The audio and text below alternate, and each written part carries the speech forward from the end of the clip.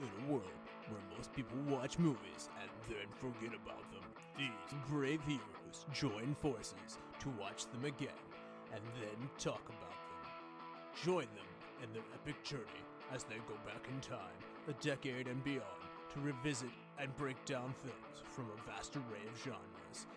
Do these movies hold up over time? Are they classics? Find out on Retro Movie Roundtable. Starring your hosts, Brian Fry, Chad Robinson, Dustin Melbartis, Lizzie Haynes, and Russell Guest. Coming now to headphones in your ears.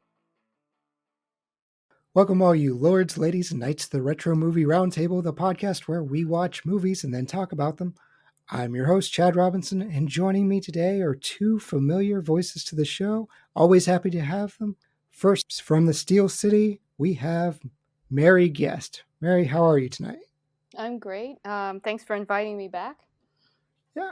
And with Mary, if you enjoyed our Predator episode, please check that out. We have Tessa Morrison from Austin, Texas. How are you, Tessa? All right. The strange noises relevant to our episode. We'll get to that in a minute, but we always have a prep question, and maybe a strange creature is making those types of noises. Tonight's film is going to feature a cute creature and then some not so cute creatures. Tessa, if you received a mystical creature, or worse, a mystical monster, what are you calling it? Gosh, I mean, I feel like there's so many different schools of thought in like pet naming conventions. Some people like to name their pets after foods. Some people like to name their pets after characters from fiction. I'm of the impression that it's really fun to name pets after like normal human names, like Jeff or Katie or, Doug or something like that. So when people hear you yelling at your pet, they're like, do you have a child? What is happening? And are they chewing on the rug? You don't know.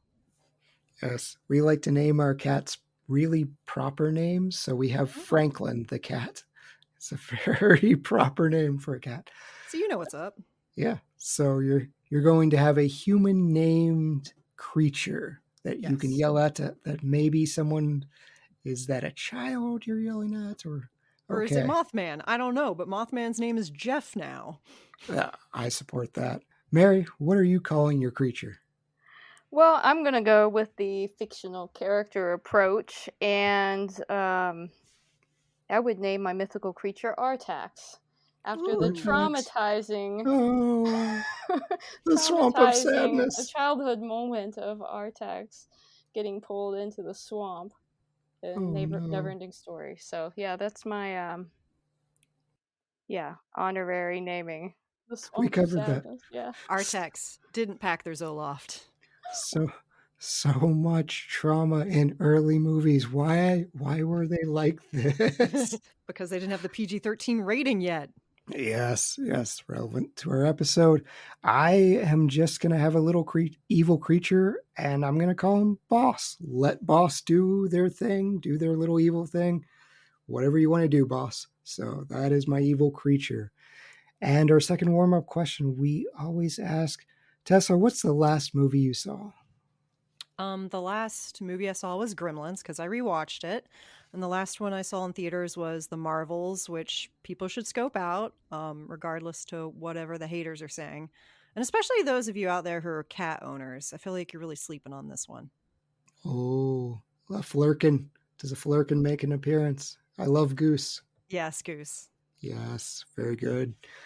Mary, what's the last movie you saw? Just rewatched Hercules, the original, the Disney version of Hercules. The Disney, not the Dwayne "The Rock" Johnson one. Exactly, yes. Yes. But that is an unheralded Disney classic, is the original Hercules. Great gospel choir, great soundtrack. Like, hold that one up. Treasure Planet's another one that got lost in that weird shuffle after the Golden Age. As for me, I lost a bet, and what happens when I lose a bet? I have to watch 2019's Cats. And it's terrifying, it's terrible, and it is 2 hours long. So this is a reigning 4-year tradition. When I lose bets, my friends, my family members, and even people I am no longer going to be friends with, they make me watch this movie. Yeah, I I love horror movies. I'm afraid of the movie Cats. I don't like people dressed as animals with face paint. It's just a thing. I don't do it. Now we know how to torture Chad. Yeah, for sure. It really is. When we get to 2019, I can see Dustin or Brian, like that's their dealer's choice, is picking Cats just to force. Russell defends it. The music's great. Everything else, not so great. But we've already had something relevant to our movie title today. I am going to be introducing 1984, fantastic year, by the way. We are doing Gremlins. This stars the unknown at that time, Zach Galligan, Phoebe Cates, Hoyt Axton, Frances Lee McCain, and Polly Holliday. Like I said, it is released in 1984, and it is actually and unfortunately released the same day as the juggernaut Ghostbusters. Joe Dante points out the Gremlins did worse in pretty much every city it was up against Ghostbusters, with the exception of New York, where the residents had not forgotten about the road closures and delays. So Gremlins always did better in New York City. Has a budget of $11 million. It does gangbusters at $148 million domestically. That places it at number 4 in the box office. Huge year for movies. The movie that placed ahead of it, Indiana Jones and the Temple of Doom, its partner in crime and getting the PG-13 rating. We will talk about that shortly. Right behind it is The Karate Kid. Number 2 was Ghostbusters. And number 1, we have an episode on this, people. Check it out. Beverly Hills Cop. So what a year in movies. Includes Nightmare on Elm Street. Gonna throw that out there. We've got an episode for that too, so check that out. IMDb rating of 7.3. Our critics from Rotten Tomatoes give this an 86%, and the audience score is 78%. Our favorite critic in Leonard Maltin, he was not very kind to this film. He does get his just desserts in the sequel. He said, I know some people found this movie fun, but me, I'd rather spend 2 hours having root canal done. What's fun about having ugly, slimy, mean-spirited, gloomy little monsters run amok and attack innocent people? Are moviegoers so desperate for entertainment? Hopefully we will answer those questions. It does, despite Leonard Maltin's protests, win several awards. We've got our Saturn Awards. It wins 5 of them. Wins Best Horror Film, Best Director, Best Supporting Actress in Polly Holliday, Best Music, Jerry Goldsmith, Best Special Effects from Chris Wallace.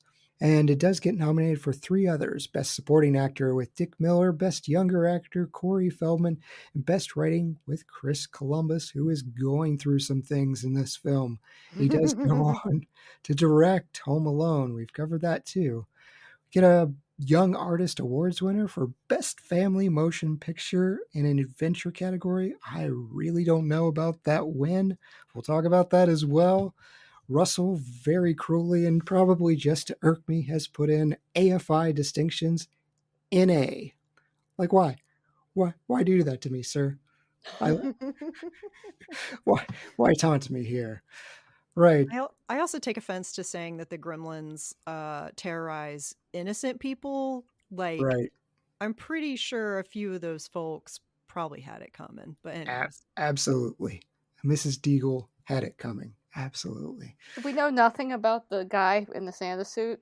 We have no idea if he was deserving of such treatment or not. It's true.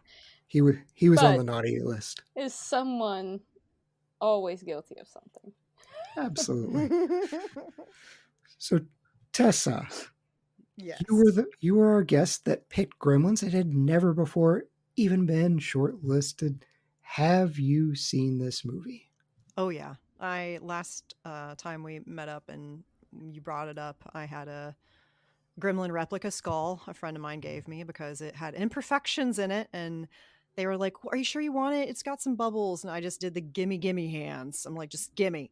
It is so cool.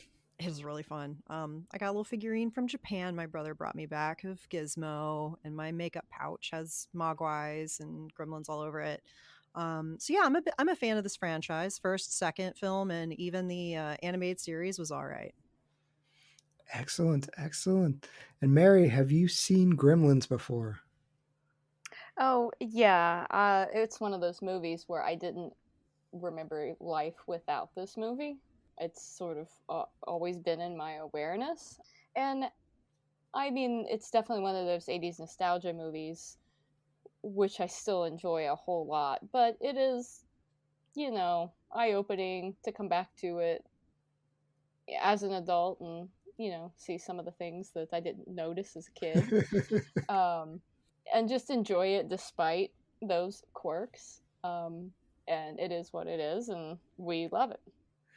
It's definitely a different lens when you have little kids, but I'm the same way. My parents didn't really approve of horror movies, but for whatever reason, this was the movie that I was allowed to have, and it was mine. And it was my sister's, and we watch it every single year during the holidays. It's just something that stuck with me. I was like, Tessa, I had the Nintendo NES game of Gremlins. It was my franchise. I really, really enjoyed this. I love the sequel as well. Very, very different movie. Was the Gremlins game, better than the E.T. game? Yes. Yes, Okay. the disaster of an E.T. game that crashed the video game market. Yes. Oh, yeah. The only reason I bring it up is that's kind of why Gremlins ended up happening, is they actually wanted a sequel to E.T. Yeah. And there was talks of doing that. So there's a lot of sort of UFO alien sort of references in this movie. Anyways. Oh yeah, there's a ton of Easter eggs. And if you haven't seen Gremlins, we are going to spoil the movie. Put us on pause. Go check it out. Even if you need a refresher, go check out this wonderful movie. We will be back to spoil this movie. Welcome to the All 80s Movies Podcast. I'm Bill. And I'm Jason. And this is the podcast where we talk about the blockbusters, the flops, and everything in between from one of the freshest decades for movies, the 1980s. So whether you're a brain, a jock, a valley girl, or a Jedi, we've got some 80s classics for you. Do these movies stand the test of time? Are we discovering something new? Is there an 80s movie we're finally watching for the first time? Join us each week as we dive into the cinematic nostalgia that inspired and influenced a generation. From the hits to the cult classics, we'll discuss our earliest memories, favorite scenes, fun facts, and our not-so-favorite movie moments too. It's the All 80s Movies Podcast, now available on all major streaming platforms. Please subscribe and happy listening.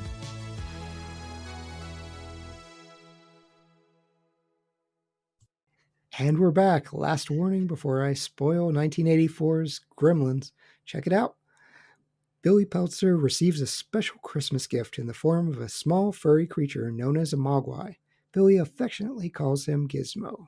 Billy's inventor father tells him there are only 3 important rules. Don't expose the mogwai to sunlight because it will die. Don't let it come in contact with water. And the most important rule, never feed it after midnight. Predictably, the rules get broken. First, Gizmo gets wet due to Billy's friend spilling water on him. This causes new mogwais to appear who are considerably rowdier than Gizmo. Next, the mogwais get some chicken wings by convincing Billy it's not after midnight. However, they've chewed through Billy's alarm clock wires. The spawned mogwai go into a pupae stage where they eventually transform into reptilian monsters nicknamed Gremlins. The Gremlins terrorize the town, even killing Billy's teacher and the obnoxious Mrs. Deagle. Billy's girlfriend Kate helps him track down the little green menaces and manages to kill all the Gremlins while they're watching Snow White at the theater. All the Gremlins, that is, except for the leader, Stripe. A showdown occurs, and right as Stripe is about to spawn more Gremlins, Gizmo opens a skylight and kills him. The original owner of Gizmo tracks down Billy and reclaims the mogwai, stating it was too much of a responsibility right now. But one day, Billy might be ready.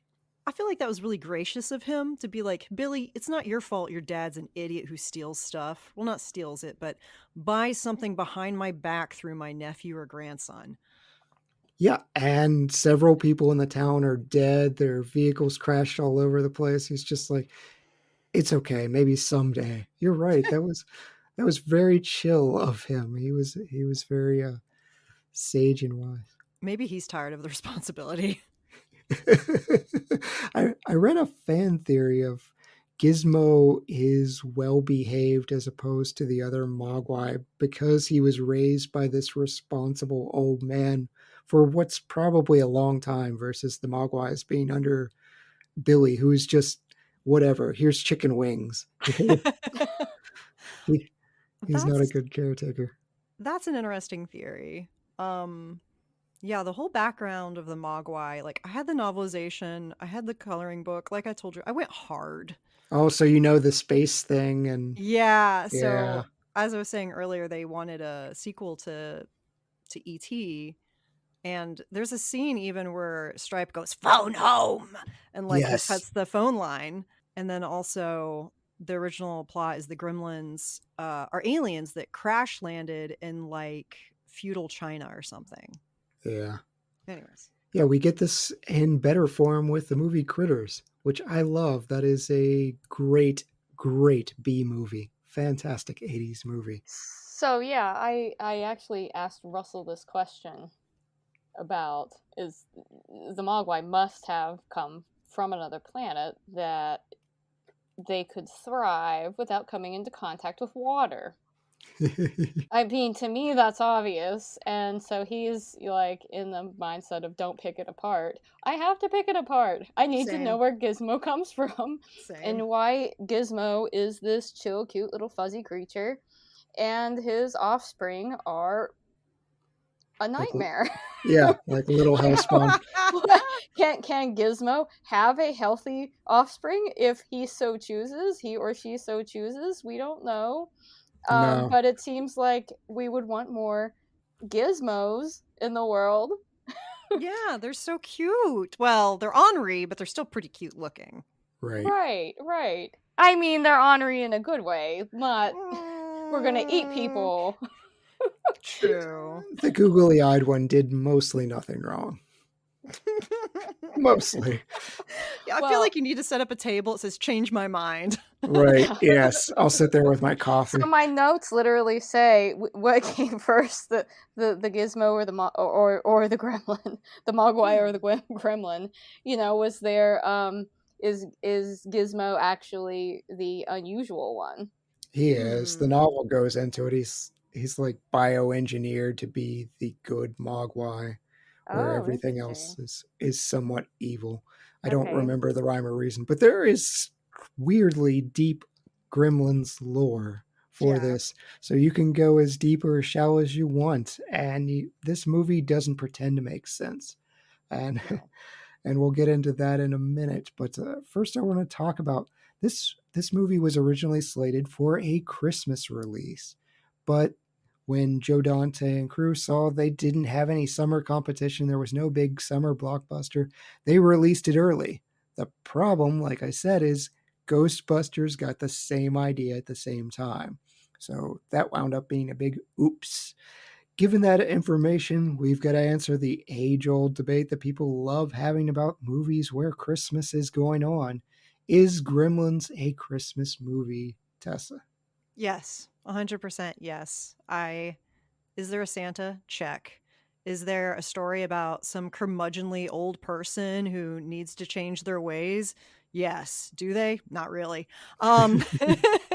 There's snow. There's Christmas music. There's a Christmas tree. There's gingerbread cookies. Yeah, I feel like there's a Christmas gift, which is Gizmo. There's caroling.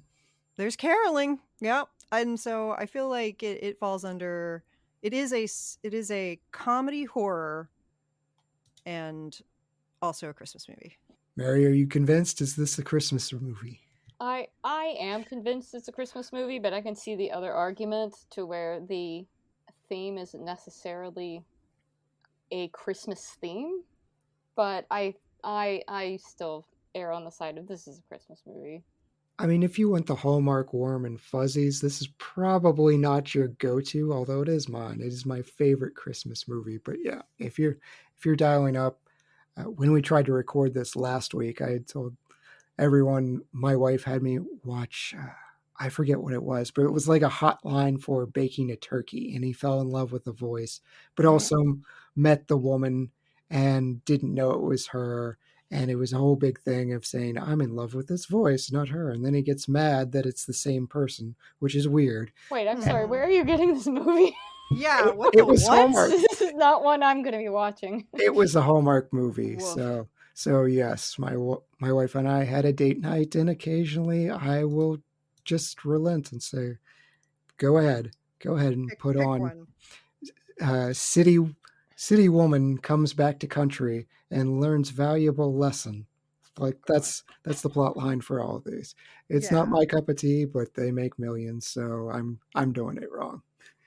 Where's the Christmas movie where country woman sees that guy that she's been with since high school is an idiot, leaves him, goes to the big city where she carves out her own career path? I would like the inverse, please. I feel like Mix we're a it up a year or little, two yeah. away from that. So Yeah. so that will probably be available. I think I think that Gremlins has some Christmassy themes of non-materialism and Billy appreciating Christmas for what it is. And also there's something about this that even in the humor, it's a little bit woke and sort of different than a lot of Christmas movies where they actually talk about the aspect that some people are depressed during the holidays, Yeah. like that's something they don't talk about in a lot of Christmas movies. They talk about seasonal affective disorder. They talk about suicide rates going up during the holidays. This is maybe not a really super duper feel good, fuzzy feeling Christmas movie, but I think it's more realistic about life and how some people view Christmas. And Billy's That's a really good point. yeah, Minus Billy, the ridiculous story about the dad getting stuck in the chimney. But Yeah. we're gonna just gloss over that. There is so much But darkness. to your point, yeah, a character being depressed about Christmas is actually really refreshing to see in a movie. Kate does bring up a good point. Like, why is that the holiday you're not allowed to like? So I do appreciate that point of, if you don't like Christmas, that's fine. You're not Ebenezer Scrooge. It's not your thing. Leave that person alone. But yeah, there's some darkness there. And speaking of that, Chris Columbus's original script was a ton more violent. Believe it or not, after watching this movie, the Gremlins kill Barney the dog, which is a huge crime. Don't do that. And decapitate the mother and roll her head down the stairs towards Billy. Leonard Maltin already feels this movie is too violent. Warner Brothers, they're reading this script and they're like, Chris, what is going on here? You can't do this. This is a family movie. They won awards for it being a family movie. This does go on to be it's like it's held up as the example of this shouldn't be PG. So this and Temple of Doom, we learn faces melting off. That's a bit too much for children as well. And but how else will they learn, Chad? Again, we do need to teach the kids, do not open ancient religious artifacts like those. Don't touch the Ark. Don't touch the Ark of the Covenant. We have Bible stories. Dudes literally fell over dead from touching it. Read about Uzzah. It's there. So yeah, that's educational. Maybe don't melt their face off screen. But this does get at the PG-13 rating going forward. So these were the types of movies. That being said, even though the Gremlins are toned down, are they too mean-spirited for you? Mean-spirited? Yes. I mean, they are. They're killing people left and right. I mean, they killed 2 people that we know of, and even the teacher. Are we sure the teacher's dead? Like, he's very dead. Oh, okay. Well, he's under the desk with like a needle sticking out of his butt. Yeah, that's a good point. I don't think Billy actually checked to see if he was still breathing. And did he even mention the teacher was dead to the police? No. Billy is terrible at almost everything you should do. He's an incompetent kid. Right, that's a very good point. I didn't notice that. The teacher could definitely have still been alive and wasn't going to make it if nobody called 911. Yeah, awesome. They do change a lot of those deaths, though. Like Gremlins 2, the townspeople are brought back and they have minor injuries. Mr. Futterman, yeah, I love that guy. Murray and his wife, I love them. He's That actor, God, what's his name? Hold on. Are you talking about Dick Miller? Yes, I've seen Bucket of Blood. If you want to Yes. see an old movie with Mr. Futterman in it, 1959's Bucket of Blood. Which is fantastic, by the way.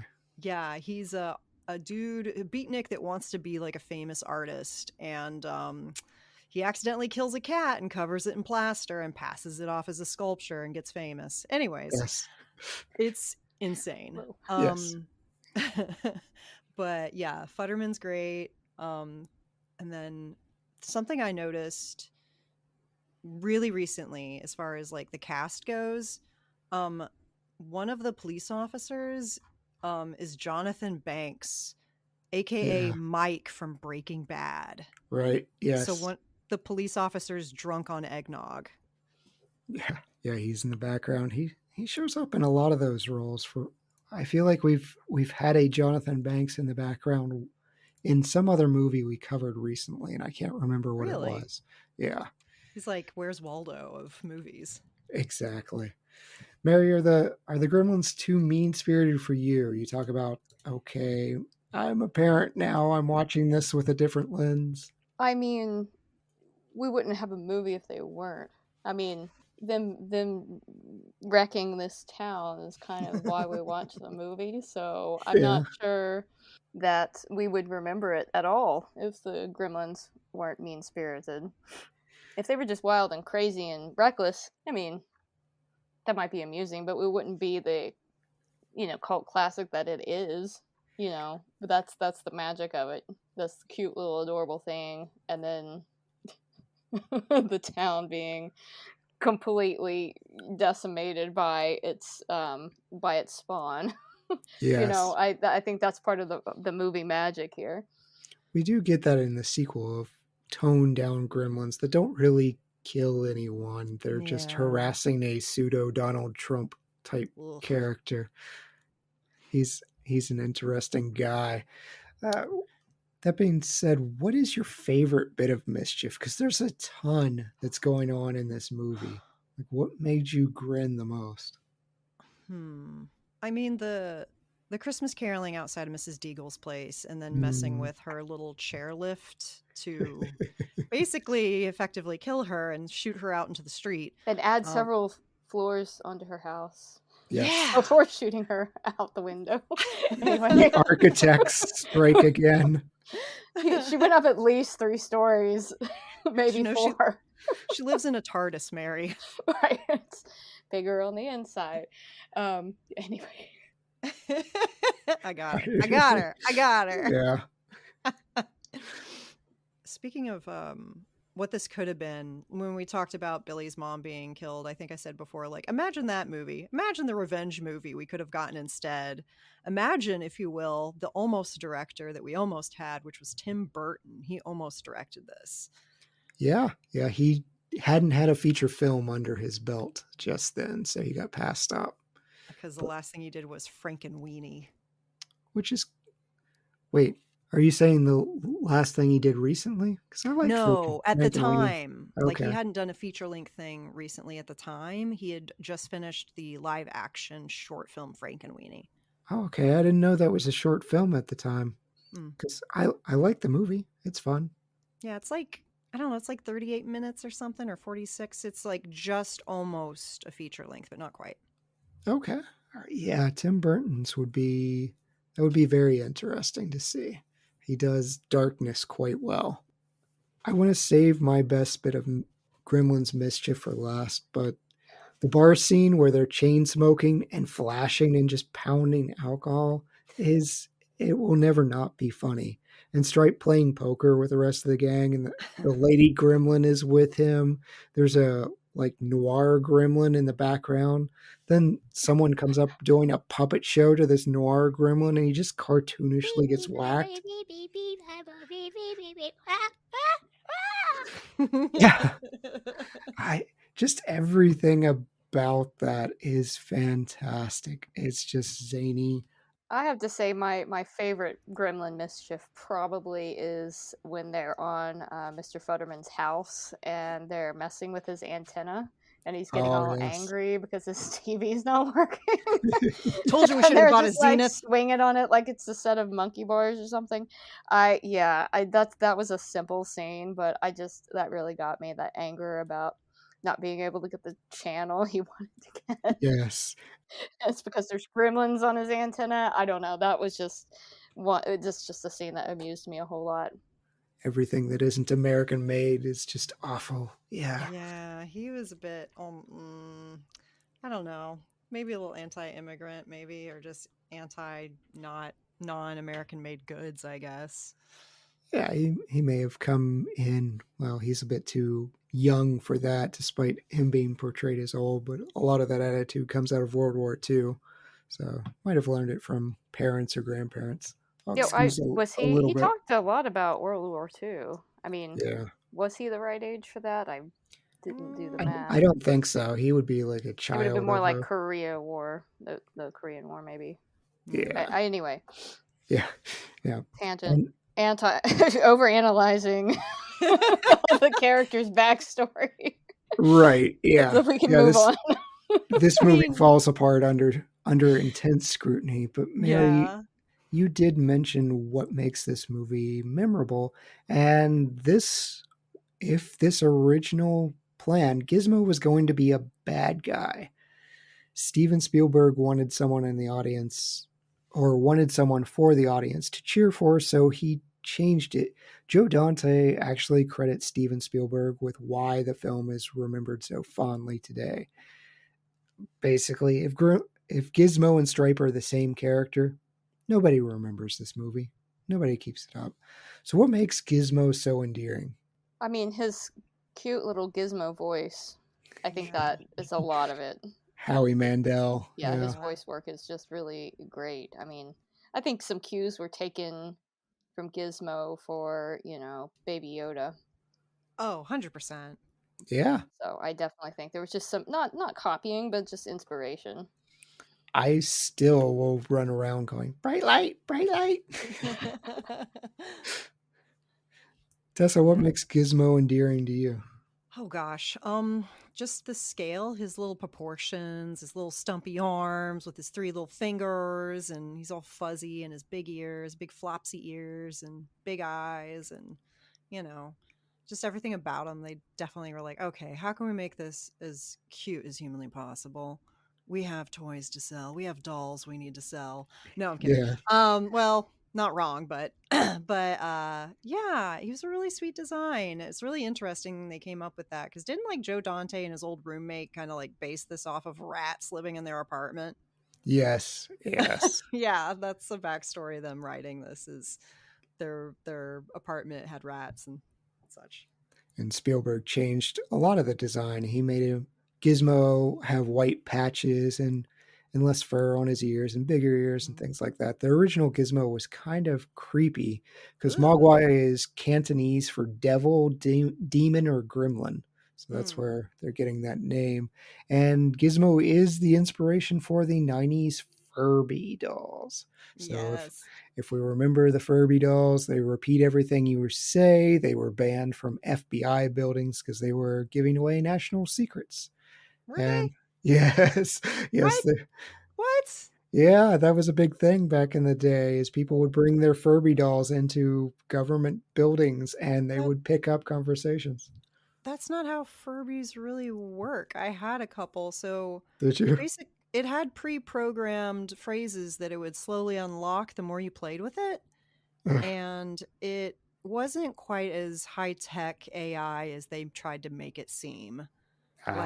I'm sure they could hide a microphone in a Furby, and it did have sound sensors, but it didn't really have anything that could record what you were saying. Unless someone put a different device inside the Furby, which is possible to get it through security, knowing that a Furby would have an electronic element inside of it. Maybe I've fallen for an urban legend. I just remember all my friends trying to get their Furby to curse.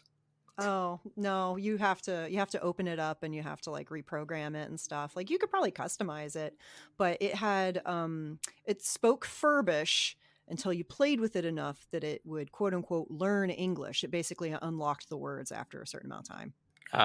There we go. Toys that made us. We need Yeah. I to. don't think we ever had a Furby in our house that I remember, but there was an incident with a Tickle Me Elmo that kept talking in the middle of the night. Creepy. Oh, Yeah, it actually was like I think I legit remember that. creepy. possessed Elmos. Right. It went, as my parents would put it, to live with the garbage man. Yeah. Well, I'll tell you someone who absolutely did not like Gizmo. The special effects crew absolutely hated Gizmo, and they dreamt up things they could do to him as the puppet was very, very small, and it often broke down. And one of their wish list items actually did make it into this movie. So when Gizmo is on that dartboard and the Gremlins are tossing darts, that is part of their wish list. They're like awful things we could do to Gizmo. So that they got that into the movie. I could see that they really were annoyed with that puppet, because there's the scene where Gizmo falls off the counter and he hurts his head, and they're going to put a bandage on it, and he's sitting on the sink in the bathroom, I want to say. And for them to operate that puppet, there was like a hole cut out on the top of that counter, and there was a person underneath with all the cords operating the puppet underneath that counter. Yeah, I'm sure they were just looking at Joe Dante and saying, "Can't he be bigger? Please, just a little."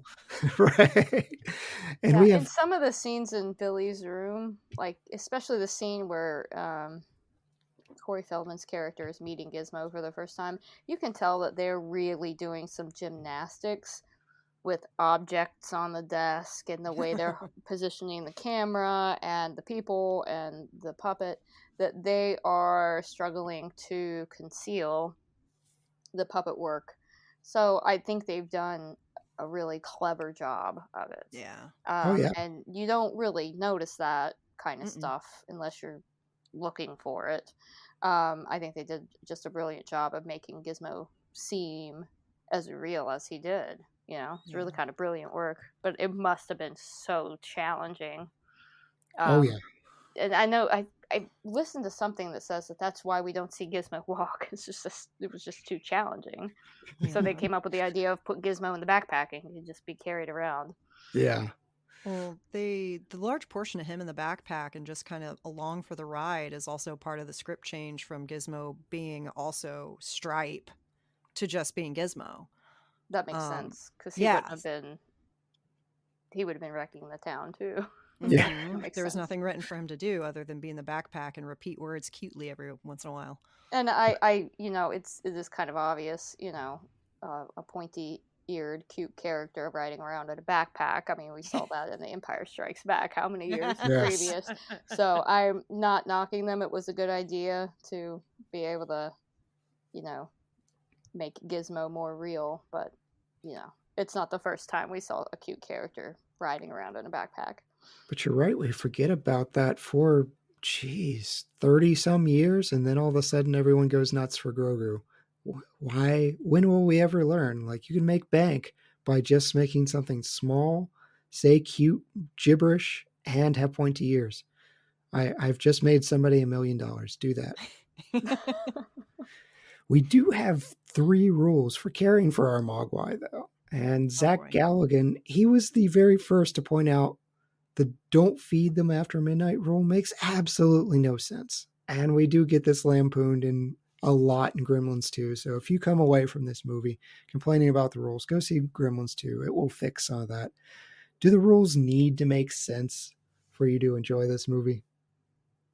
Not really. The vagueness of the rules does leave you wondering. I mean, it leaves you thinking about the rules, the what ifs, as the movie's, advancing.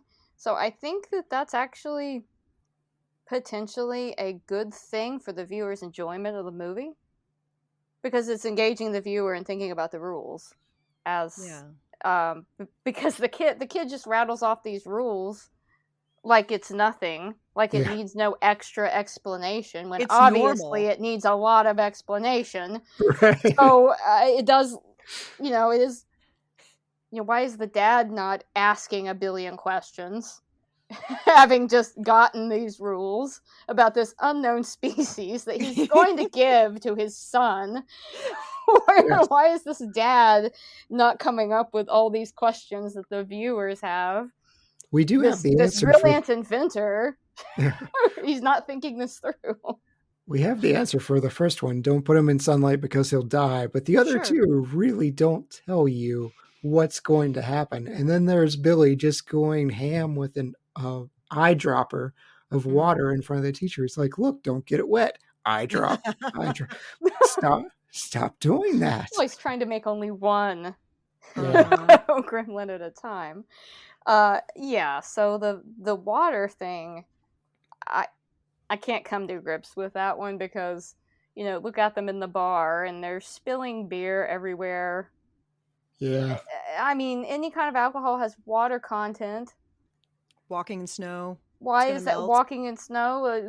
Feet are going to melt the snow. Why are there not little bubbles of mogwai leading up to the YMCA being birthed along the path? I don't understand this. I'm sorry, but my mind can't get off of it. And they're splashing beer everywhere and spilling it on the counter, and wouldn't the beer have the same effect? I mean, if it was a Lone Star or Pabst Blue Ribbon, yeah, maybe not some other beers. I don't know. Or maybe it would have make some other even worse creature. It'd just if be it's a not really just water. Drunk gremlin. I do appreciate the design for, and they show it more, I think, in Gremlins 2, the birthing of the gremlins out of the back. And where it looks like it's a certain type of frog or toad where it births the baby eggs out of its back. And if it's anybody who has a phobia of pores, are just going to be grossed out. Yeah. It's so disgusting. Why was I into this movie as a kid? I don't know. It is super gross. And they've actually done a very good job of making some really gruesome kind of effects with the puppets. Oh yeah, the one in the microwave that just again with 1984 and melting, we just face melt things, and that's what we did. And then we show them to our children, and we're like, "Here you go, kids. You'll be fine. Our generation's fine." Yeah, we're all okay. We're totally fine. We don't have weird senses of humor whatsoever. No. Right. And lastly, our big bad here is Stripe. Like I said, he was initially going to be Gizmo, and they mercifully changed it. Tessa, you have made some fantastic artwork of Stripe. Oh, thanks. Do you like his design? And do you wish there were more unique gremlins like Stripe throughout? I mean, in Gremlins 1, we only get pretty much him being sort of the standout gremlin. And even when he was a Mogwai, the Mogwai all kind of looked the same except for him. We get more of a disparity and more of a, I guess not disparity, but variety of gremlin designs in the second film. It'd have been nice if they had some other ones in this. The only thing that really kind of connotates the difference is what they're wearing. Yeah, so the jazzercise gremlin, and the streaker, the jazz one, the one with the popcorn bags over his ears, the one that looks like a mobster or a burglar, and so they're pretty much all the same looking gremlin besides Stripe for the most part. And I do like his design. He's a little bit more sharp edged, his cheekbones. He's got some pointy spikes and scales, and along with his kind of mohawk on the top. I just had this horrible image in my mind of, would this be an elementary school teacher's nightmare? Could you imagine being an elementary school teacher and you'd be like, okay, that's that kid and that's that kid, and and there's that kid. Am I totally off base here thinking that this is depending on what your point of view is, could be even more terrifying than how I see it? I'm sure there's teachers that watch this and they're like, oh yeah, I had that student. Mm-hmm. Oh yeah. Yeah, hopefully they didn't have the streaker kid. Lastly, and this is probably my favorite quote from Joe Dante with regard to Gremlins. I still have no idea why this picture was successful. He says he prefers Gremlins 2, at which they backed up the truck. And if you ever want to do a case study of a movie and how it got made, that is the one to do. It is just fascinating. Everything that goes right for it and just the wildness. Key and Peele do an amazing sketch too of how Gremlins 2 got made. It's just fantastic. You're just saying verb or noun and gremlin, and I love it. But we almost have some Breakfast Club in here. Emilio Estevez and Judd Nelson, they auditioned for Billy, but Steven Spielberg urged Zach Galligan to audition for the role, and he puts his head on Phoebe Cates' shoulder as they're auditioning, and Steven Spielberg looks at him and says, they're in love already. He's already in love with her. So he just thought Zach Galligan was perfect. Phoebe Cates, there was some pushback for her because she had just done Fast Times at Ridgemont High. Like this was not how she was going to be typecasted. She had been typecasted almost as the sex symbol. And here she's this sweet girlfriend that wears a lot of clothes. She's not wearing the bikini out of the pool. That's not her character. She's You don't know. It's December. That's true, but I feel like had they wanted to, they could have found an excuse for Phoebe Kate be Cates. wildin'. Yeah, we come into a nightgown or something. They didn't do any of that with Phoebe Cates. I guess they had an opportunity to. They did have a YMCA indoor pool. Yeah, we didn't need to recreate Fast Times at Ridgemont High. It definitely would not have been PG at that point. Bit more Drop Dead Fred. Yeah. Another one of her unique movies. That was a weird one from my childhood too. Mm-hmm. I feel like somehow we all encountered that. And Tessa did mention that Tim Burton was originally considered, but he'd never directed a feature-length movie, so we passed on him for Joe Dante. We do get some fun cameos. Steven Spielberg, he is riding a bicycle in the background, and Howie Mandel, we know him a lot better now. He is the voice of Gizmo. So this film, Chris Columbus, he starts out as a writer. He writes Gremlins, Goonies, and Young Sherlock Holmes. That's a pretty good resume. Then he turns to directing. He directs Home Alone, Home Alone 2, Mrs. Doubtfire, Adventures in Babysitting, and the first 2 Harry Potter movies. Depending on where you are on Harry Potter, that may not be a good thing. I don't know. Our cinematographer, also a Joe Dante favorite, his name is John Hora. He works on Inner Space, which is a really fun movie, and also does Honey, I Blew Up the Kid, a sequel to Honey, I Shrunk the Kid. I don't know. Honey, I Shrunk the Kids, plural. Yeah, I'm out. I'm out on Honey, I Blew Up the Kid. I don't know what that is. Joe Dante's other works. This is what a weird film to inspire Steven Spielberg's confidence. 1978's Piranha. Steven Spielberg sees Piranha and loves it, so he hires Joe Dante to work on Twilight Zone anthology. He does The Howling, which is still the best werewolf transition ever. He does Gremlins, The Burbs with Tom Hanks, and Princess Leia herself. We get Gremlins 2, Looney Tunes Back in Action, Small Soldiers. I don't know any of his new movies, Burying the X or Nightmare Cinema. I'm out on those, but Small Soldiers was a big thing. So Joe Dante had a good amount of my childhood. And if the set looks familiar here, our set is Kingston Falls. It is the same set as Back to the Future. Both movies were filmed on the Universal Studios backlot. And we did mention a cameo of it. It's a Wonderful Life. Kingston Falls is actually meant to mimic that set as well. As far as wardrobes, costumes, makeup, were you guys enjoying the amount of wardrobes that went into puppeteering here? Like the Gremlins, they may not have a ton of personality, but they've got a ton of wardrobe. I mean, you got to make a bunch of miniature clothes, which super fun. I've had to do that for puppets and stuff before, making tiny clothes. It's a lot of fun. I mean, the puppets in this are great. The costuming was, for the humans overall, was okay. I mean, it was pretty 80s esque, Yes. if you will. The Yeah, I big don't think they were chunky really sweaters. going for anything Yeah. other than just what, average people would be wearing on a normal day in small town 1980s. So, yeah, it kind of is, yeah.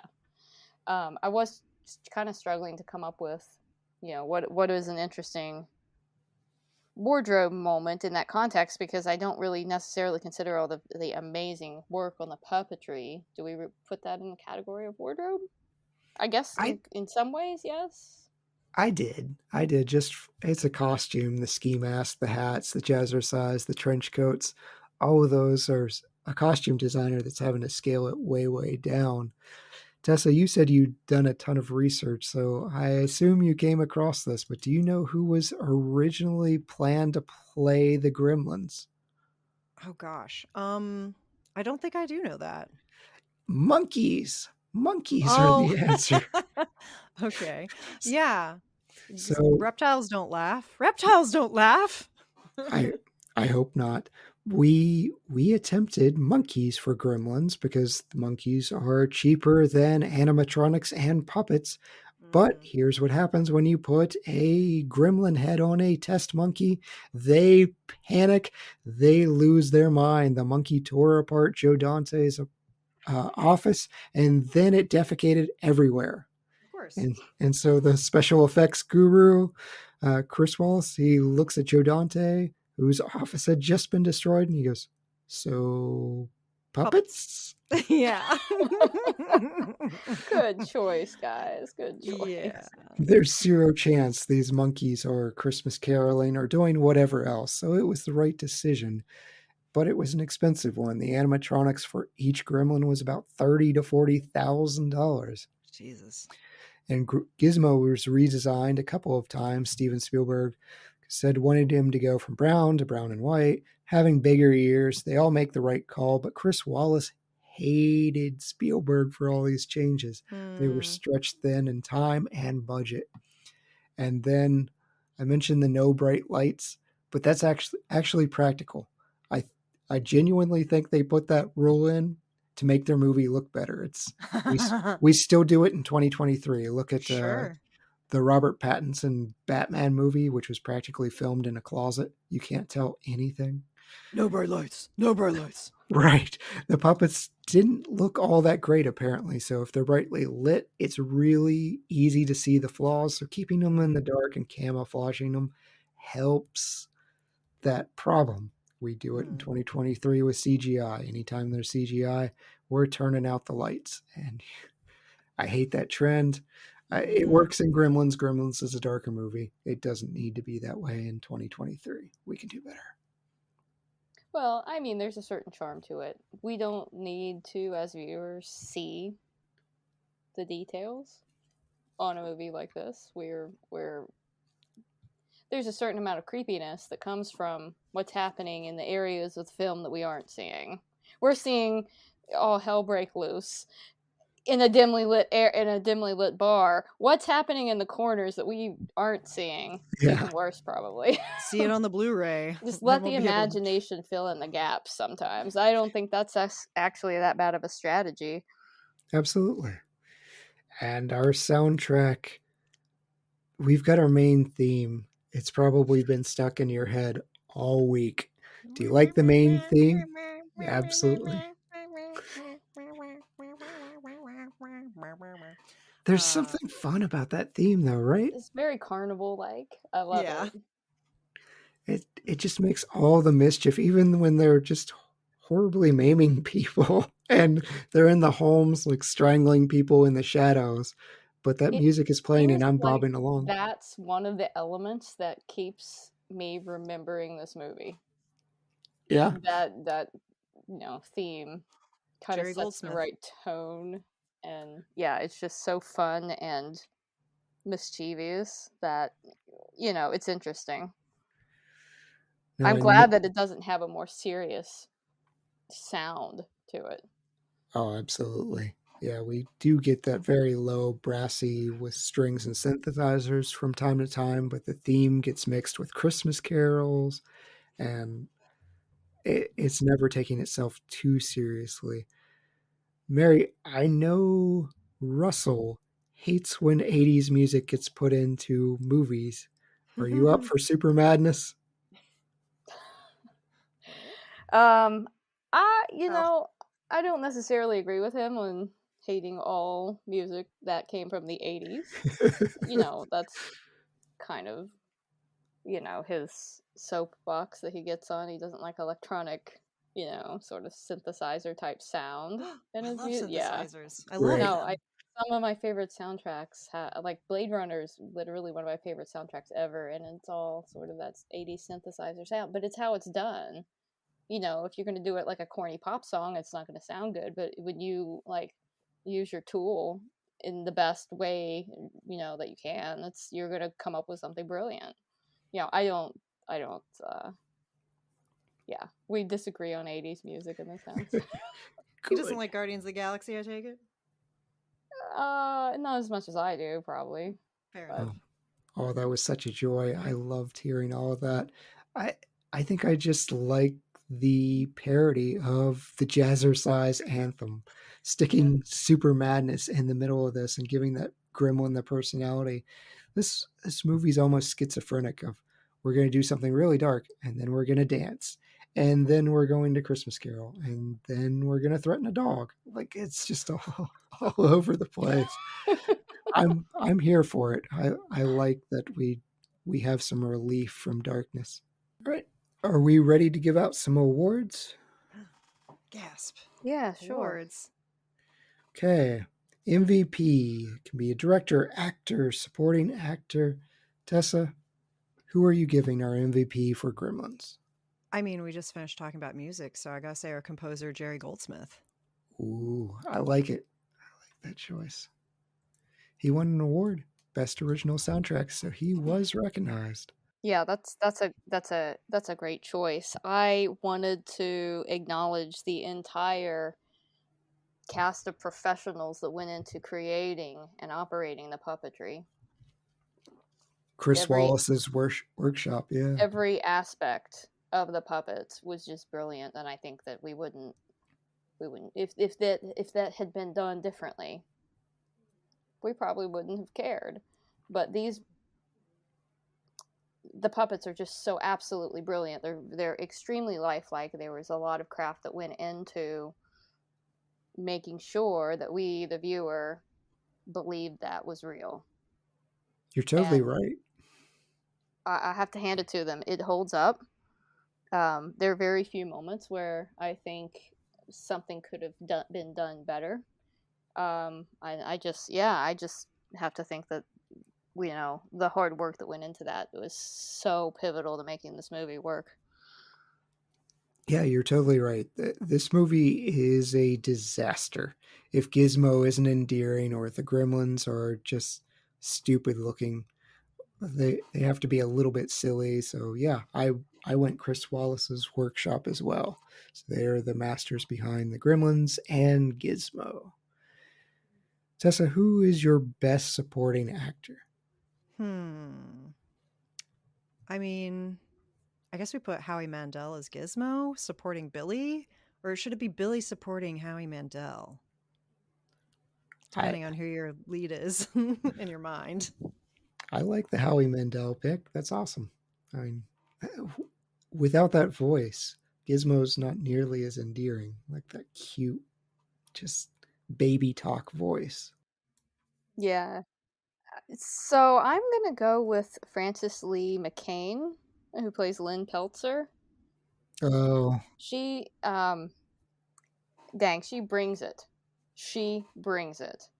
This mom doesn't hesitate. She knows something's off, and she goes into battle mode. I love her in this movie. She does not fall for any of the stereotypical horror movie fails. She makes sure to double tap. She's got to make sure those guys, she got two knives. Mogwai are dead.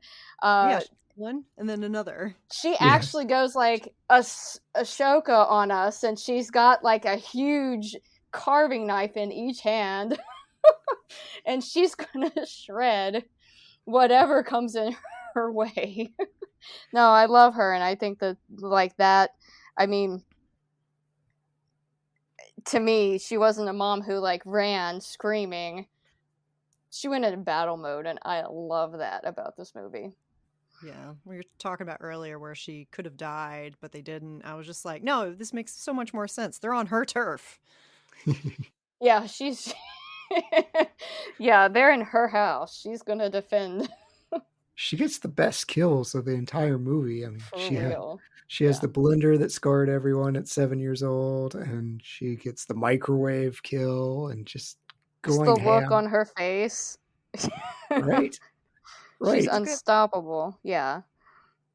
Yeah, she's got more of like a Sigourney Weaver and Alien vibe than the runaway, like damsel in distress kind of thing, which, we Right. all love that. We love a powerful female character, and then of course they bench her as soon as Billy gets there. She's like, "Oh, my hand!" I was like, "Whatever." She wrapped that, and she's gonna kill like 20 more gremlins.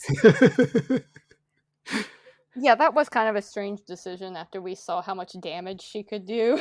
Right. For to real. take her out. Maybe they thought it became too easy. If they unleash her on the rest of the movie's over pretty fast. She's OP. Right, we're done. It's Gotta like a nerf this 45-minute mom. movie. She did not have plot armor, so yeah. I went with Dick Miller. He was recognized, Mr. Futterman. I just think he's hilarious in every one of his scenes. He's got that old man rambling, and then he's got the vendetta with the Gremlins. So every time he shows up, I enjoy him. Hidden gem, Tessa. You picked my hidden gem for best supporting. Yeah, Mr.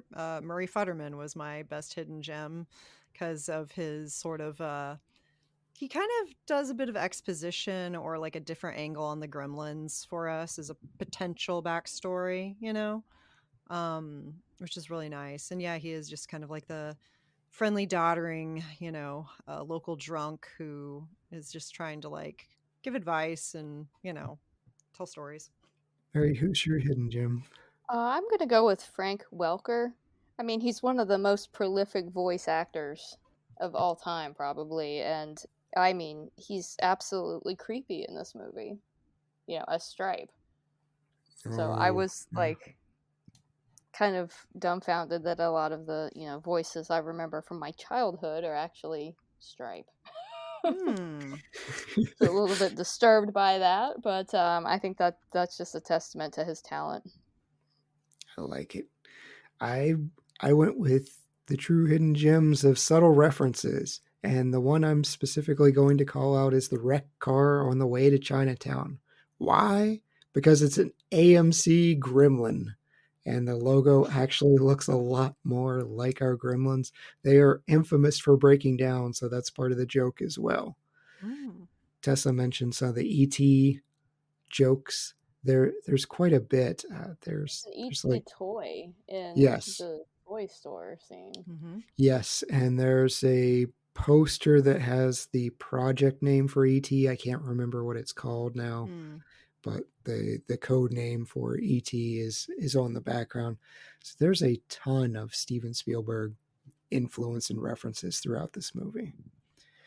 Recast. Now this is an interesting one because we didn't have a huge budget. We have a bunch of unknown actors and actresses here. Tessa, who are you recasting? I guess Barney the dog, because I think they had some issues with the dog, which is another reason they got rid of him. Well, not got rid of him, but went to the aunt's house. So maybe they recast a different animal actor that could work well with a puppet. Oh, are you getting Shadow or Chance from Homeward Bound? Or were they even around yet? I don't know. Airbud's not around, right? Homeward Bound wasn't around till the 90s. What? Yeah. Right. They were either young pups or non-existent. When was Beethoven?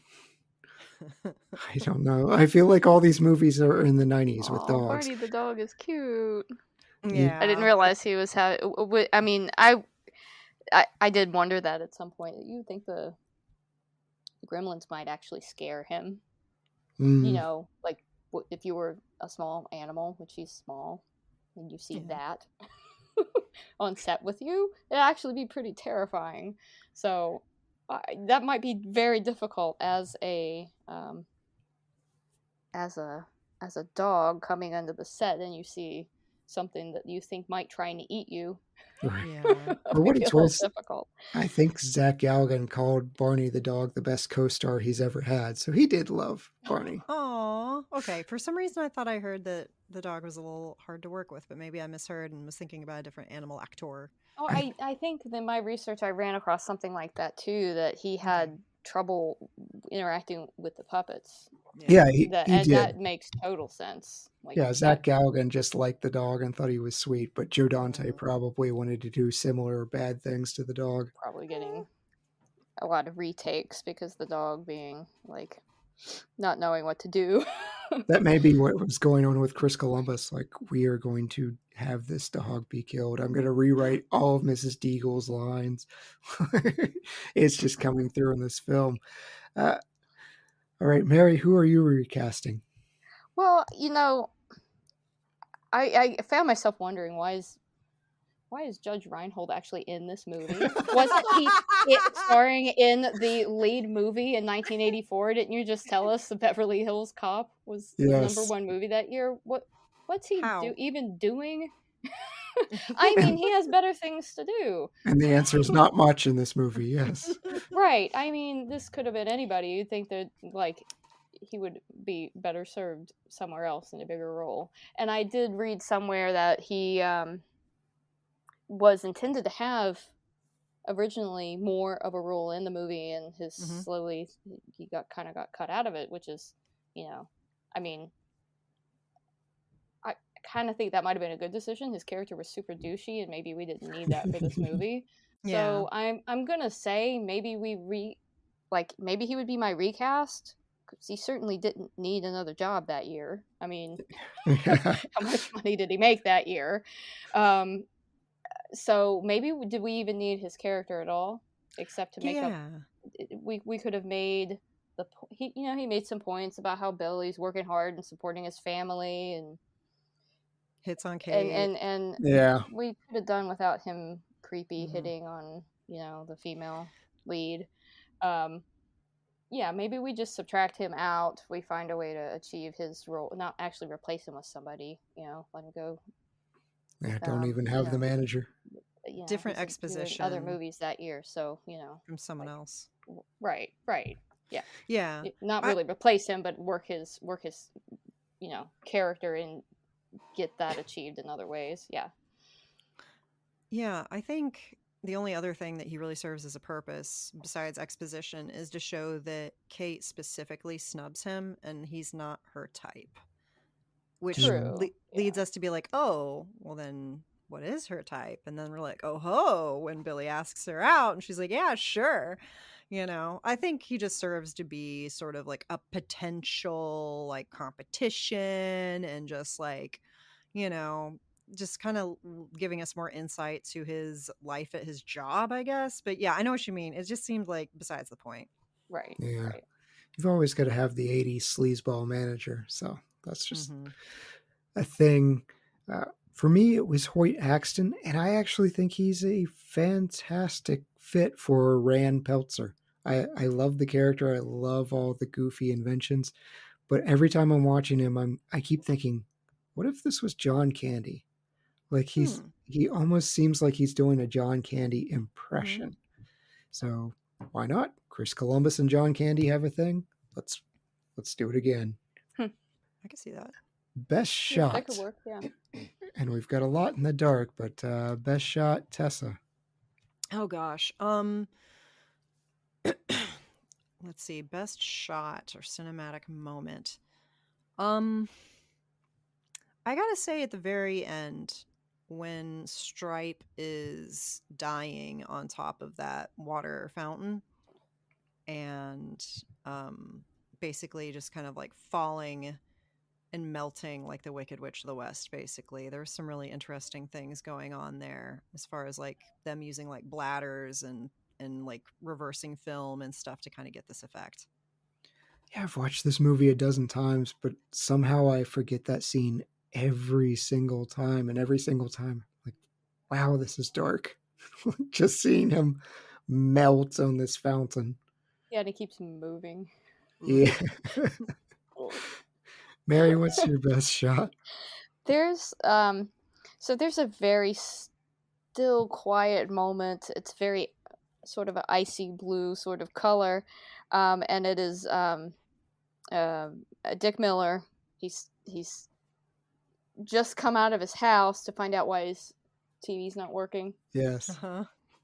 And we're looking up at Dick Miller. And I don't even know if there's any music at this point at all. It might be totally silent. And we see the antenna just slightly moving where the gremlins had been swinging on it, but they're not there anymore. Mm-hmm. So you have this moment of pause and you're thinking, where did they go? Mm-hmm. This isn't good. we have a camera angle looking up at this character who looks terrified.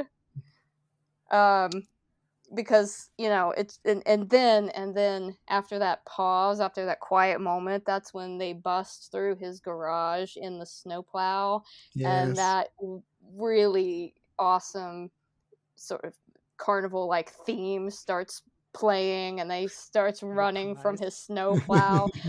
One of my favorite just sequences in this movie. That just says it all to me. I mean, that to me is the whole movie summed up right there. That calm before utter chaos. Right. You could expect a lot of things, but the gremlins driving a snowplow is not one of them. Especially right. through the hole.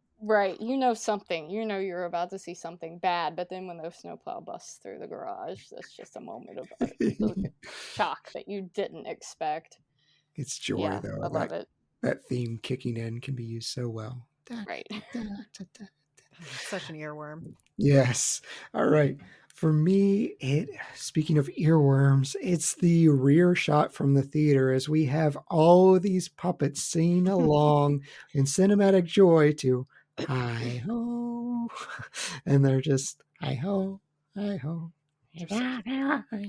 Like they're not actually. You get their little gremlin voices, and their ears bobbing back and forth. It's a dark shot. But You know what's weird is I think I probably had seen Gremlins before I ever saw Snow White.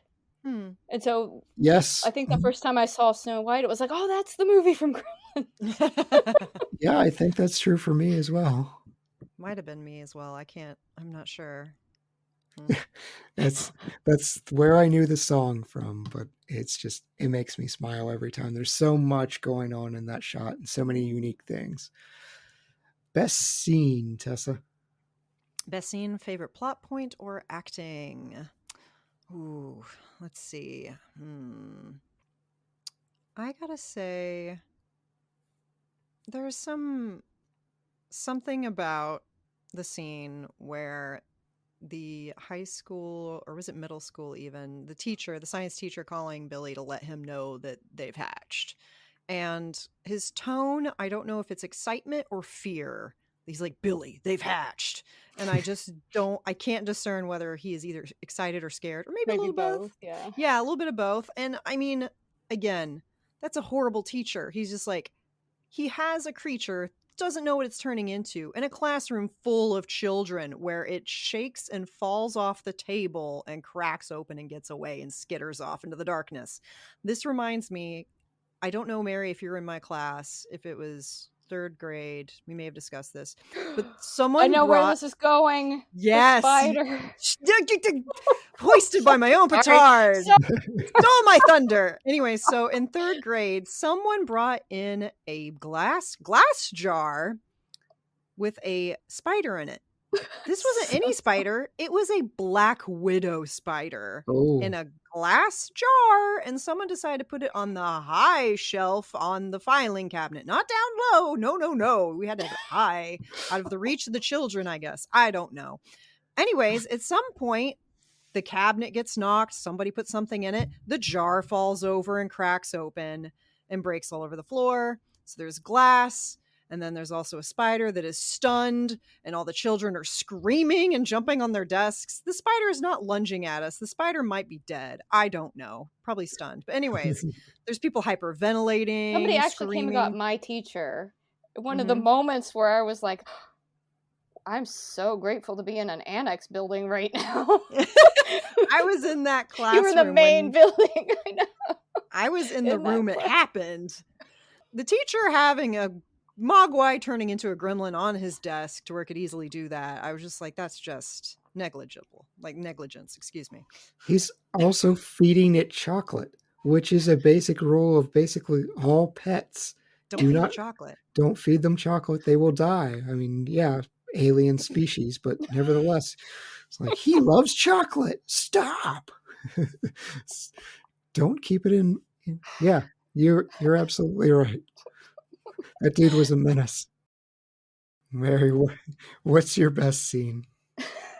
Mary, what's your best scene? My best scene. So it's definitely with Billy's mom in the kitchen. Okay. I mean, yes. One never sees kitchen appliances the same way after that scene. That whole sequence is just amazing. There are a ton of kids that grew up with a fear of blenders after this movie and microwaves. Funnily enough, it was a Peltzer blender, and it was like one of the few times it actually worked was when a gremlin was in it. Yes. As Irony. opposed to Good point. the coffee maker, which is just sludge, like disgusting sludge. For me, Tessa covered it beautifully earlier. It's the attack on Mrs. Deagle. It's just funny throughout. We get the caroling at the beginning, which we didn't need to go there, but I love it. I love that they've got little mittens and Deagle. yeah. They do. She's got a great name. You have to give her credit. I didn't realize it until I was rewatching it this time, but she actually grabs a pitcher of water because she's going to throw water on the carolers. Yes. And she runs out with a full pitcher of water, and she sees them, and she just puts it down. And I have to give her credit. She could have made 100 more in that moment. Maybe they were antagonizing her, hoping that she would do that. Maybe from like the bushes, the gremlins saw her like drench a bunch of carolers, and they're like, "Yeah, let's go to that house. We're gonna get some water dumped on us at that house." She is just a horrible lady, and is Mary ruined, and I will never see it the same way again. Apparently, a 3-story house. I do like her being launched through the window. I just feel like it's the gremlins at the most mischievous. Everything about that's just magic for me. Best wardrobe or makeup moment, Tessa? Oh gosh. I guess best wardrobe is going to be the gremlin in the bar with the 80s workout clothes. Oh, I thought you were gonna Yes. That's got to be the best outfit right there. Is the like brightly neon colored workout yoga gear. Love it with the high socks, the knee-high socks. You gotta. Mary, what's your... So Corey Feldman dressed as a Christmas tree was leaving me with questions. But leave it at that. I mean, his dad was owned the Christmas tree selling stand or whatever. So he was like basically a walking advertisement for his father. Right. Well, no, And- I get Oh, that. okay. But like, Oh, okay. I mean, is it like a suit with branches glued on it? Yeah, I don't. I think so. Because you can't it a really see his tube? face. You can't tell that it's a person. He just looks like a moving tree. Anyway, yeah. I love he has a scene where he's just dumping it at Billy's house. And Billy's like, "What about your dad?" And he's like, "I'll tell him that some bikers mugged me for it or something. I just don't want to wear it anymore." I went with the grandfather. I just think everything about his getup makes me buy that he would own a mythical creature and know how to take care of it. He's got the whited out eyes. He's got like mystic robe. He has a long wizard pipe. I mean, that's just someone you listen to when they give you advice. The dad didn't. Billy didn't. Listen to the dude in the antiquities shop that looks like he knows something and possibly owns a couple really interesting scrolls. So good job there in that costume. Change one thing. Tessa, what are you changing on Gremlins? Change one thing. Well, we already talked about getting rid of the coworker. I mean, I feel like the dad is really absent in it, but I guess we need that so that Billy's having to deal with all this stuff on his own. I feel like we could maybe have had some more scenes of Gremlins like messing things up, I suppose. I really don't know what I would want to. I can't really think of anything off the top of my head what I really would want to change about it. I feel like it strikes a really weird chord between dark comedy and horror and what they say, family adventure fun. Right. What is that category? I don't know. Yeah, I'm not really sure. What do you guys think? So it sounds like you want like more gremlin mischief, even spilling into maybe his inventions show. Oh, I mean, that's a little bit far out from their town because the dad has to be far away where all this stuff's going down. I mean, it'd be interesting to see more stuff going on at the invention fair, but I feel like that's probably not important. So I don't know. That's fair. I'll support any amount of gremlin mischief you can add to this. I guess if you had a scenario where one of the pods got in the dad's car before he left to go to the fair, you could engineer that so that there could be a gremlin with him where he is. Yeah. With all the inventions. Yeah. Yeah. Yeah. Could totally make that happen. Yeah. I'm sold. Plot. I'm sold. Mary, what are you changing? It's hard not to pick apart the little stuff like the why inconsistencies and like the water and the eating after midnight thing. But some of that stuff you just have to let it slide and let it be what it is. One of the things I could not get past was Gizmo driving a Barbie car. Like, it's got an accelerator pedal. It's just like that almost like crossed into we know this movie is out there. It's a stretch in so many ways. The Barbie cars, they don't even have a motor in them. You put a Barbie in, you push it along. That's all it is. Yeah. Gizmo can't drive it. I mean, what is that? So I feel like just there had to be another mechanism in that for me. And in the same sequence, they've got Stripe holding a chainsaw, which is like a miniature chainsaw. Oh, it's for trimming tree branches. It's like small, and I mean, even if it's for trimming tree branches, that thing's going to be powerful enough to A, get through that wooden baseball bat, and B, it's just going to make Stripe fly off as he's trying to cut because he doesn't have enough body mass to be able to hold the thing. I'm sorry, I just that's a disaster for everybody, including Stripe. Yeah, I mean, if he's an alien, we don't know what his body mass is, even for how small he is. I mean, he could be very dense. I don't know. That's true. Yeah. But yeah, it drove me bonkers with the Barbie car as well as a child, as a young AFAB watching Gremlins and someone who drive a Barbie car. Owned Barbies and had a Barbie car and was just like, no, it doesn't work like this. Now, if it was like an RC car, but then he would have to be holding like a controller in the car with him. Yeah. Anyways. So ride in on Barney the dog instead of the Barbie RC car. Maybe that was what was intended originally. I don't know. Again, let's recast this other animal. I like the car, I'll be honest. But I understand the frustration, especially if you owned it. It's like, that's not how it worked.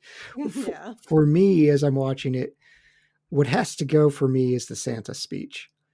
Studio executives wanted it out. Oh, yeah. Steven Spielberg hates the scene. Joe Dante insisted it be in because he felt that it was both horrific and comedic.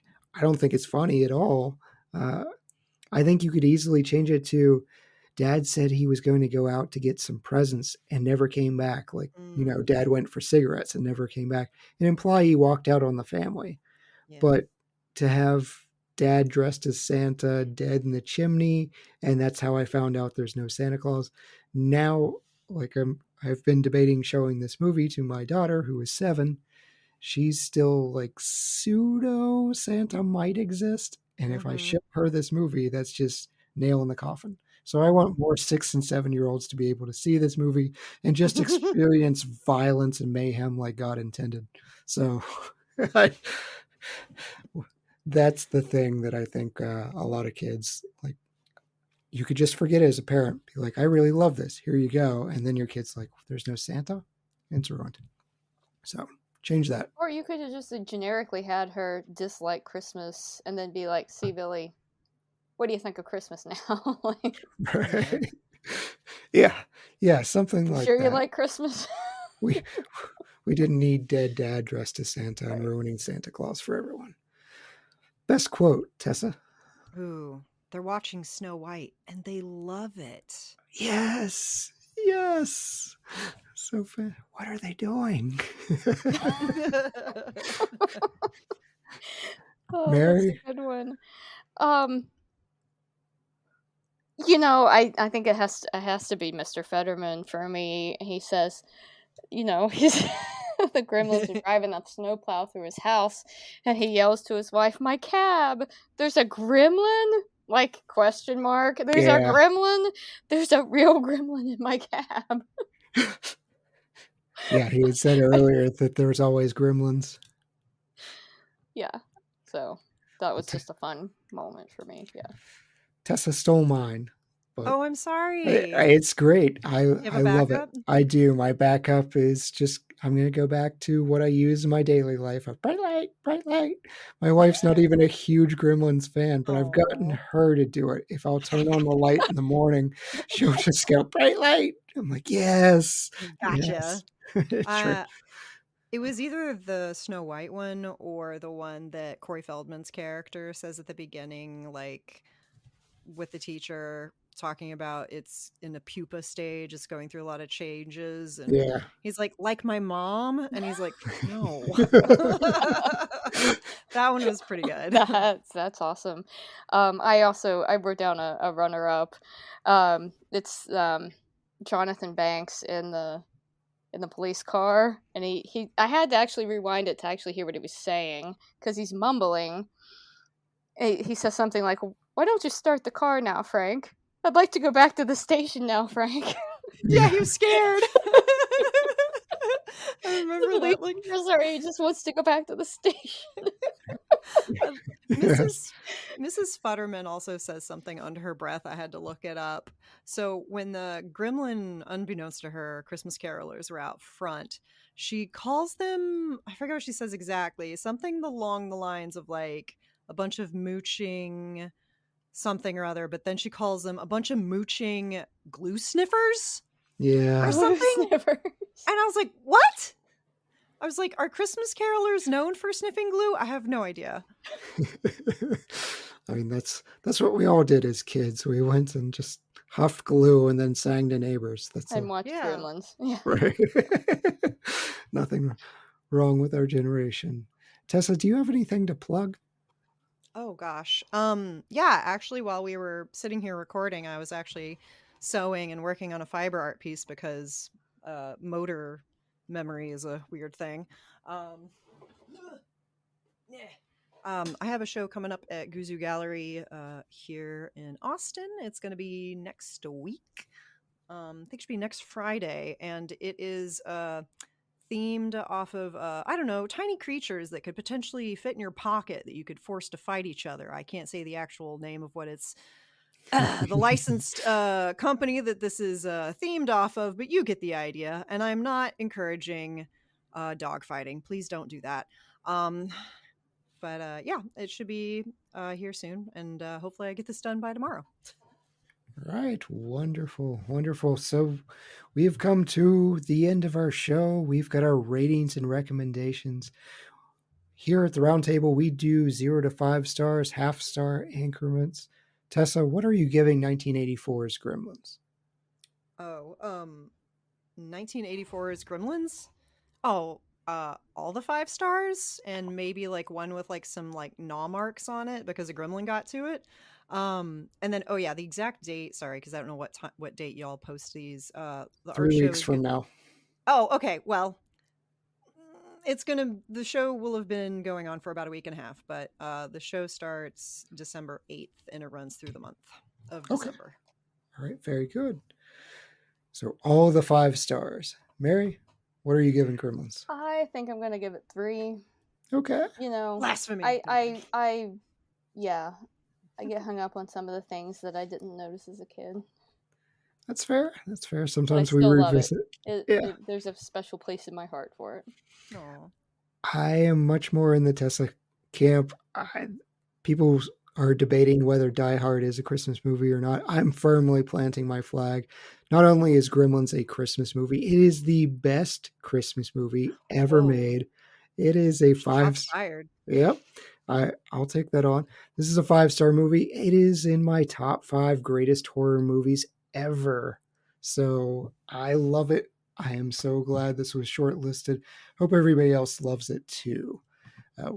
We are not going to pick a movie for next time because we are doing our 2023 year-end countdown and review. It's like a 3-hour show where you can hear us just tell you what we actually thought of the movies instead of being nice on. We're finally allowed to say bad things about some of the movies, but we say good things too. It's a fun time. Tune in, hear us argue with each other. Tell us which one of us were most wrong. It's probably Russell. Just spoilers for everybody. Thank you so much, Tessa. This has been great. I love when you two are together. I love this show. Keep shortlisting movies that I love doing. It's so much fun. And thank you, all the lords, ladies, and knights of the Retro Movie Roundtable. We invite you to reach out to us. We want to hear from you. Please subscribe, rate, and review us on Apple Podcasts, Spotify, Google Podcasts, Pandora, wherever you get them. Subscribe to our YouTube channel. It's audio only. Give us a like on Facebook, Instagram, and Twitter at movie_retro. Email us at retromovieroundtable@yahoo.com. And producing and providing this podcast is fun, but it's not free. So please give us money on Patreon, patreon.com/retromovieroundtable. Any contribution is very much appreciated. It goes towards making the show better for you, the listeners. As always, thank you for listening. Be good to each other and watch more movies. Tessa? Yes. Sometimes when you're alone at night and something isn't working, you should turn on all the lights in your house and check around because there might just be a gremlin in your house.